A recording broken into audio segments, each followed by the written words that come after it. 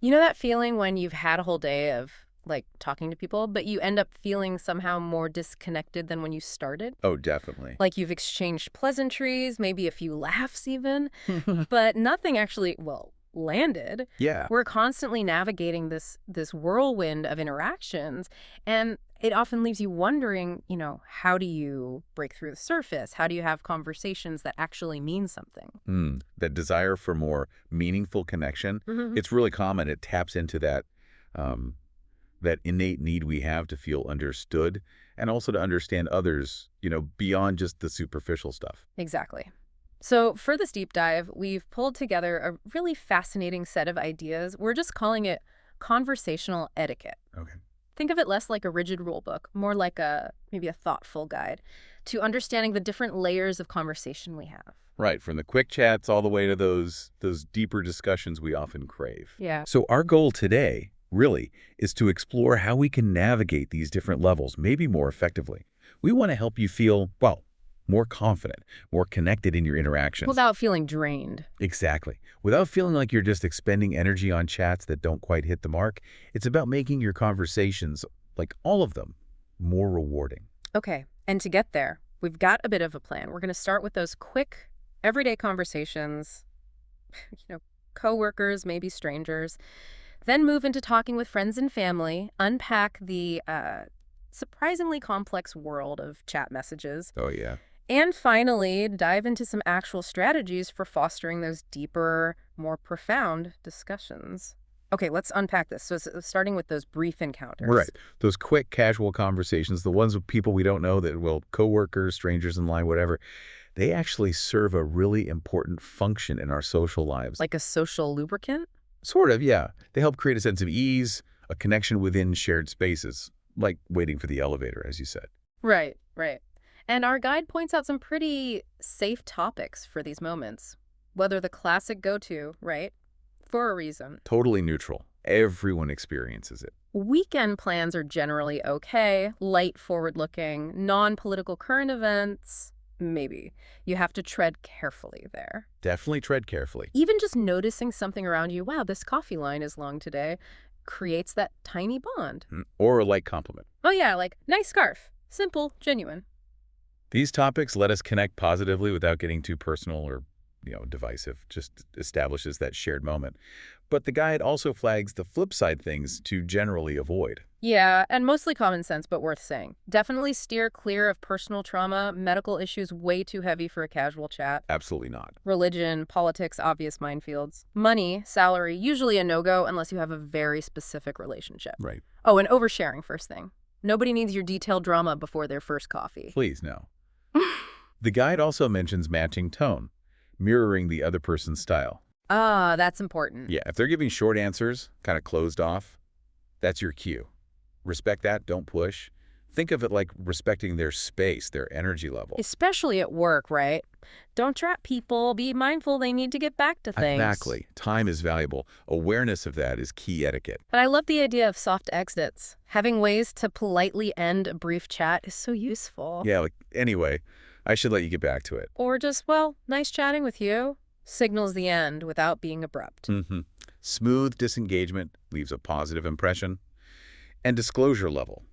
The guide says be human, relatable, but not a burden. Right. Offer just enough for a connection, but nothing heavy. Like the examples they gave. Yeah, like morning. Just got back from a quick trip. Good to be back. Shares a bit. Doesn't require a whole story. Or, bit tired today, stayed up late watching that new show, seen it.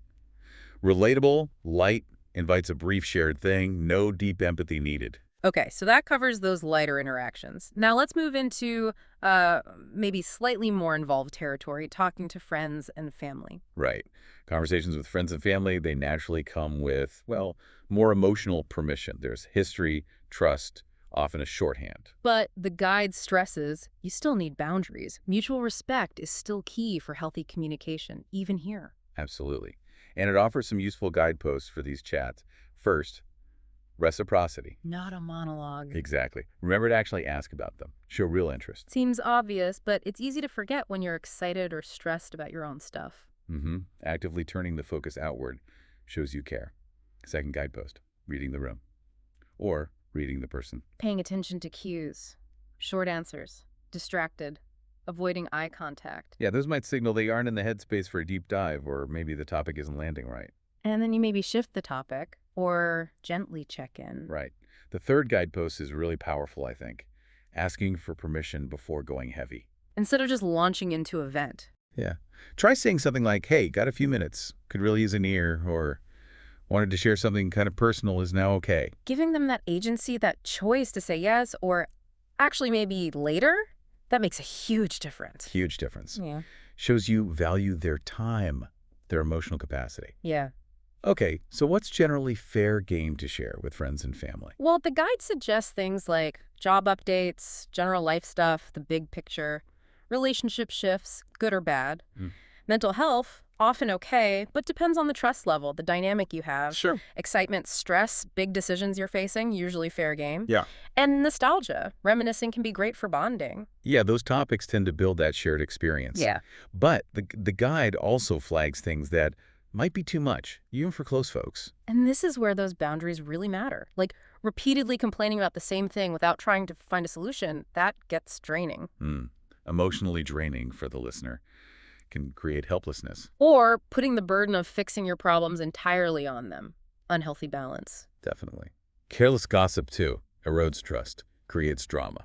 And trauma dumping, like we touched on, sharing intense stuff without checking in first. Overwhelming, even for loved ones. That check-in part is so vital. Yes, they're support systems, but you have to be mindful of their state, their capacity right now.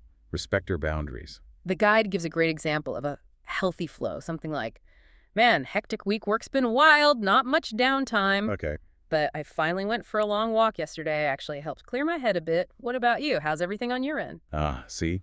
Balances the struggle with a positive action, then immediately turns it over to them. Exactly. Self-aware, understands conversation is two-way, acknowledges your stuff, makes space for theirs. Nicely done. Okay, let's switch gears. Let's dive into that other world chat messages, memes, casual online stuff. Feels informal, but has its own rules, right? Oh, the digital landscape. Yeah. So much low-stakes chat happens there now. Texts, DMs, group chats, and apparently there's this whole unspoken etiquette. Absolutely. The guide points out memes, for instance, have become like a modern love language in a way. Totally. Sharing one, if it's their humor or what they're into, quick way to say, thinking of you, I get you. It's like a little digital inside joke. And reactions. Hearts, laughing faces they can stand in for full replies, especially in busy group chats. So efficient. And the classic LOL. The guide notes it doesn't always mean actual laughter. Sometimes it's just acknowledgement. Read it. Processed it. A low-effort flow keeper. Exactly. And this is big for anxious texters. Silence is often okay online. Don't automatically assume being left on read is a snub. Yeah. People are busy, maybe thinking, maybe just nothing more to add right then. Understanding that can definitely lower the stress. The diet also mentions some healthy habits for chats. Like matching energy. Someone sends a light meme, react lightly, maybe send one back, keep the vibe going. Yeah. And definitely avoid guilt tripping, those passive-aggressive messages. They rarely work well. Ugh, no. Creates tension. And vary it up. Don't just send memes. Throw in a real check-in sometimes. Hey, how's your week going? Shows you care beyond the jokes. The guide has good examples. Saw this, thought of you with a meme, a simple how's your week? A nostalgic reminded me of that time we... Connecting through memory. Or practical, quick question, name of that doc you recommended. Shows the whole range, right? Yeah. Reminds us, even these light exchanges have an underlying etiquette for positive communication. Okay, moving on to something maybe more significant. Knowing when it's okay to share deeper parts of yourself. This feels really key, doesn't it? How do we make that shift from surface stuff to something more meaningful? Our guide lists some generally okay conditions. The first, maybe the most basic, is establish trust and relevant context. You don't spill your guts to a stranger. Right. It's also generally okay when the conversation is already naturally shifted to be more reflective, more personal. Makes sense. Feels more organic then. And building on that, it's often a good sign if they've shared something vulnerable first. Yes, that reciprocity creates safety, encourages openness. Mutual vulnerability deepens connection. Exactly. The guide also stresses timing and setting. Don't dive deep when they're clearly stressed, busy, in the middle of something. Right place, right time. And finally, it's generally okay in relationships where you already feel emotionally safe and supported. Okay, those are the green lights. but there are also be cautious scenarios. Mm-hmm. Be mindful if the person seems emotionally unavailable, maybe consistently distracted, or always steers away from deeper stuff. They might just not be in a place to receive it. Or if the relationship is new, uncertain, maybe tread carefully with deep disclosures then. Good point. You don't want to overwhelm or misjudge the intimacy level. And the guide says, check your own motives. Are you sharing for validation or for genuine connection? Ah, that's a crucial distinction. Connection comes from wanting to be seen, understood, not just needing approval. Right. And lastly, caution with sharing deep stuff primarily through text, especially early on. It lacks nuance, can lead to misinterpretations. So the main takeaway here, the big principle, vulnerability works best as an invitation, not a dump. Exactly. Not a demand, not a sudden overload. Share in a way that lets them meet you there, doesn't just burden them unexpectedly. That framing is so helpful. So how do we actually start these deeper conversations respectfully? The guide has strategies. They call it opening the door gently. I like that. Me too. Instead of an abrupt shift, use softer language like, hey, been thinking about something lately, mind if I share? Or got something I've been carrying, think it would help to talk it through with you. Those phrases signal you're going deeper, give them a second to prepare, and lets them signal if it's not a good time. You could even offer an explicit out, like this might be a bit heavy, so no worries at all if now's not good. That respect for their boundaries makes engagement much more likely. And another great point, frame it as story or reflection, not just stating a problem. Yes. People connect more with narratives, insights. Sharing your process or realization you had is more engaging, invites empathy. The guide's example was good. I recently realized I've been tying my worth to productivity. Right. And I'm trying to unpack that. It's challenging, but kind of eye-opening. See? It's a journey of discovery, not just I'm stressed about work.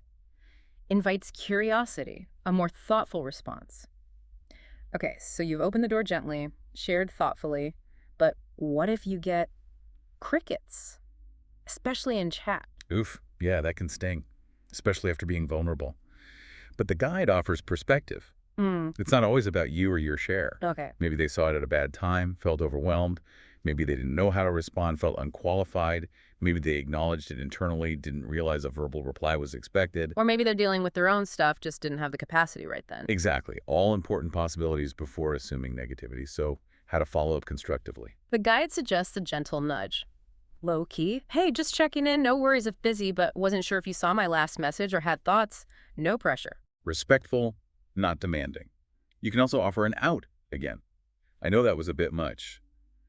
Totally get it. If it's not something you want to dive into now or ever, reinforces their autonomy. And this one's insightful. Check for maybe a misalignment in emotional space. How so? Like saying, been in a reflective mood lately, wanted to share, but I know not everyone's in that headspace all the time, so just looping you in on where I'm at. Acknowledges you might be in different places, normalizes it. That's good. Understanding, benefit of the doubt, not assuming the worst. Okay, what about sharing bigger things, like a long video, a complex idea? How do we do that without just dumping it on someone? Definitely a skill. The guide has tips for framing it. First, context. Why are you sharing it? What resonated? Watch this video. Help me understand X. Set expectations, too. If it's long, give a heads up. And state clearly. No pressure. It's 20 minds, no need to watch now, but thought you might find it interesting sometime. Respects their time. And make it relevant if possible. Connect it to them. You mentioned burnout last week. This video had a perspective I hadn't considered, made me think of you. These framing steps really boost the chance they'll be receptive. The guide gives examples, too. Right, for the burnout video. Stumbled across this video on burnout. Explained things in a way that resonated, no pressure, but thought it might be relevant to what you've been going through. And for something philosophical. If you're ever in the mood for food for thought, this guy breaks down emotional philosophy well. Curious what your take might be if you get to it. Both low pressure, share why you found it interesting, connect it to them. Exactly. It's an invitation to explore together, not an imposition or demand for engagement. Okay, so let's think about after you've shared something deeper. How do people usually respond? Knowing the styles helps manage expectations. Our guide outlines a few common reaction types. First, the emotionally attuned person. The ideal. Often, yeah. They acknowledge, validate, maybe share their own stuff back. Very rewarding. Indicates strong connection, empathy. Then there's the curious but hesitant. They might ask questions, engage intellectually, but keep some emotional distance. Maybe don't share back vulnerability right away. Right. We might also see the avoidant or discomforted. Might change the subject subtly, give short replies, maybe delay responding. Important to remember, often about their comfort level, not a rejection of you. Exactly. Then the insecure or distracted might express guilt for not engaging more, or even withdraw, often about their own internal state. But the guide also mentions a true friend response. Interesting. Might not be immediate. Meaningful engagement might come later after processing Yeah. or when they feel they can offer real support. A reminder that people need time or respond in unexpected ways. Which underlines a key point. Not everyone is a deep conversation partner, and that's okay. Totally okay. Connection looks different ways, timing varies. Vulnerability is an offering, not a transaction where you demand a specific return. Such a valuable shift in perspective. So how do we cultivate this sustainable depth in our fast world where superficial stuff often grabs attention? That's the challenge, right? The guide suggests some mindset shifts. First, move from transaction to expression. Meaning? Focus less on the response you get, more on the value of expressing your authentic self. The guide says, I'm planting seeds, not selling fruit. Ooh, I like that. Takes the pressure off the outcome. Reframes sharing as inherently valuable. In the second shift, from mass to madge, don't try for depth everywhere. Focus on connections where it feels natural, desired already. Go where the listening is already happening. Makes sense. Invest energy where it's welcomed instead of forcing it. The guide also has practical methods for sharing deeply but smartly. Like shrinking the entry point. Instead of a long article or story right away, share a highlight, a quote, maybe a short voice memo. Respects attention spans. Offers a meaningful glimpse. More personal, less demanding. Another method, layers of depth. Start lighter, gauge interest, then go deeper if invited. Like, been thinking about how we consume info. Then if they bite, read this article that challenged me, want to hear more. Build intimacy, consent gradually. And boundaries are vital for sustainability. Rotate between sharing output and recovery inward. Deep talks take energy. Recharge. And don't chase silence endlessly. If someone consistently doesn't engage with deeper stuff, that's data. Silence is data too. Maybe reallocate that energy. Finally, the guide suggests building community. Create spaces where depth is more likely encouraged. Group chats with thoughtful friends, regular check-in calls, online forums on topics you care about. Or just be the mirror. Ask better questions, listen actively, pause thoughtfully. Your approach can create space for others to meet you there. Some will, some won't, some will surprise you. That's the idea. Right. Now, there are a few extra nuances the guide brings up. Okay, like cultural context and emotional consent. Hugely important. How we express emotion, comfort with vulnerability, varies culturally. And be mindful of emotional labor. What's connecting for you might be draining for them. Be sensitive to their availability. Another nuance. Conversational reciprocity asymmetry. Deep connection isn't always equal back and forth disclosures. Someone might show care through actions, not deep talk. Exactly. Value different expressions of connection. The guide also suggests offering reflection prompts, not just content. Instead of just a link, add a question. This resonated with me. What does purpose mean to you? Makes it a dialogue starter. Lowers the stakes of response, too. People can feel pressured to be profound back. Try offering low-pressure options. No essay needed, just curious if any line stood out. Makes engagement easier. And using signaling versus noise strategies. Yeah, if you usually post light stuff, maybe use paragraph breaks, a specific emoji, or a preface like heads up, bit more personal to signal a deeper share. Helps people tune in. Creating mini rituals of depth sounds useful too. Monthly check-ins, a video club with friends, builds structure. And always acknowledge the emotional cost, including yours. Engaging deeply takes energy. Set boundaries for your own well-being. All incredibly valuable points. And the guide has one final thought for us. Yes, it's this idea that depth is a practice, not a performance. Yeah. Cultivating meaningful chat is ongoing, not a one-off achievement. The goal isn't forcing everyone deep or constantly performing vulnerability. It's about consistently, gently practicing, inviting, and engaging in depth yourself. And the hopeful part is, while some won't engage, others will. Some might surprise you. You don't need every interaction to be profound. Just enough meaningful connections to feel truly seen and understood. Exactly. So, wrapping up our deep dive on conversational etiquette, remember context is key. Be mindful of permission. And cultivate awareness of different styles, preferences. And we really hope you'll experiment with these ideas this week. Building deeper connections is gradual. Be patient. Be kind to yourself and others. And on that note, a final thought to ponder?